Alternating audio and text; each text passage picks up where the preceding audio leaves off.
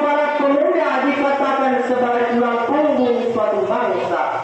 Akan tetapi hadirin, jika kita tengok ke belakang dengan kondisi mereka saat ini, sedih dan miris hati ini. Melihat mereka keluar dari jalan kebenaran, meninggalkan perjuangan untuk memajukan bangsa ini. Maka oleh karena itulah izinkan saya menyampaikan dua faktor yang dapat menghancurkan para pemuda. Yang pertama, narkoba. Kalau kita lihat dari tulisannya memang sedikit, tetapi ingat, narkoba menghancurkan para pemuda, apalagi yang baru menginjak dewasa atau pubertas. Narkoba kalau dicoba satu kali belum terasa, dua kali penasaran, kalau sudah tiga kali menjadi kecanduan. Seperti perkataan pemuda zaman sekarang ini, merokok mati, tak merokok pun mati, lebih baik merokok sampai mati. Ayam berkokok di atas genteng, tak merokok tak ganteng. Dalam sebuah hadis juga dikatakan, kullu muskirin khamrun wa kullu muskirin haramun. Setiap yang memabukkan adalah khamar, dan setiap yang memabukkan hukumnya adalah haram. Dan sang raja juga mengingatkan kita dalam sebuah lagunya, minuman keras, miras, apapun namamu, tak akan kuseduh lagi dan tak akan ku minum lagi walau setetes, setetes. Dan juga narkotika, jika apapun jenismu, tak akan ku makan lagi dan tak akan ku rebut lagi walau secuil, secuil. Gara-gara kamu orang bisa jadi gila, gara-gara kamu orang bisa jadi edan. Hadirin yang berbahagia, yang kedua, judi menjanjikan kemenangan. Mengapa judi dapat menghancurkan para pemuda? Dikarenakan judi, pemuda tidak kenal yang namanya halal dan haram lagi. Bahkan di zaman sekarang ini, halal dan haram sudah sebanding. Judi hanyalah 4 huruf, tetapi dapat menghancurkan para pemuda. Kita lihat lagi di zaman sekarang ini, judi sudah merajalela, bukan hanya di kalangan pemuda, bahkan sayangnya di kalangan orang tua pun sudah biasa.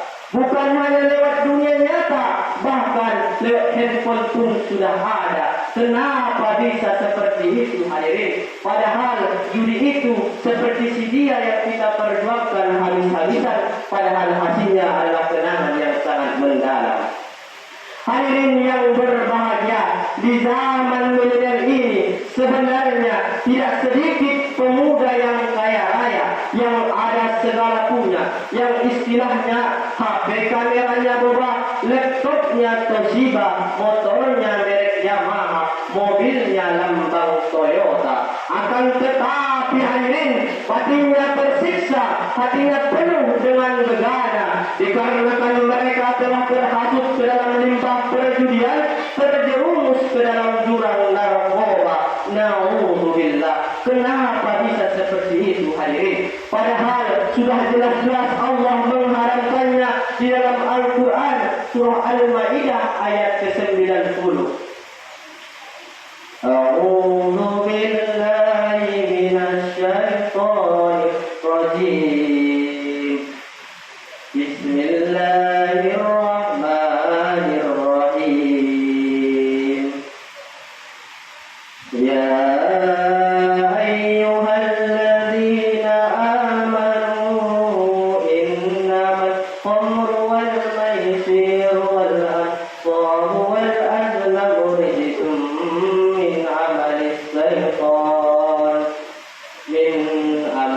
syaitan fajtanibuhu la'allakum tuflihun.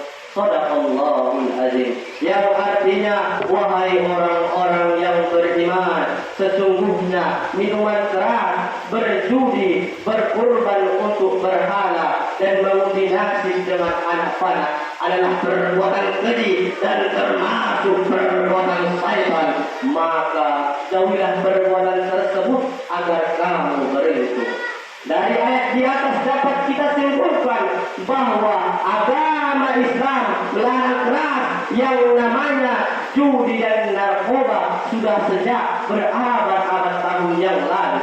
Jadi bukanlah hal yang baru, merosak, menghancurkan, bahkan membunuh saudara. Hadirin umat ayahku yang dirahmati oleh Allah, cukup sekianlah pidato yang dapat saya sampaikan. Kalau ada kata-kata saya yang salah, mohon dimaafkan. Kepada Allah saya minta ampunan. Wabillahi taufiq wal hidayah. Bope sotik umat ayah amanah paya. Boleh pacak, boleh pau ulak bahasa kemau. Assalamualaikum warahmatullahi wabarakatuh.